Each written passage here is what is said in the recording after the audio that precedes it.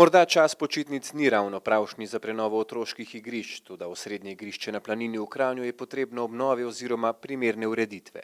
Dela so se pričela v tem tednu, zaključena bodo v začetku septembra. Gre za lokacijo blizu vrtca Mojca, to je ob stičišču ulice Nikola Tesla in pa Gorenjskega odreda. Gre za približno 920 kvadratnih metrov prostora in na tem prostoru bo poleg otroškega igrišča urejen tudi park.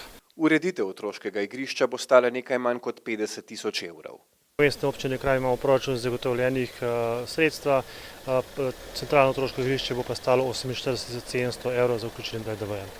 Osrednje igrišče na Planini meri 920 kvadratnih metrov. Poleg prostora za otroško igro in spodbujanje motoričnih sposobnosti mladih je poudarek tudi na ohranjanju parkovnega značaja prostora, raznolikosti materialov, razgibanosti terena in ureditvi prijetnih prostorov za posedanje tamkajšnjih prebivalcev.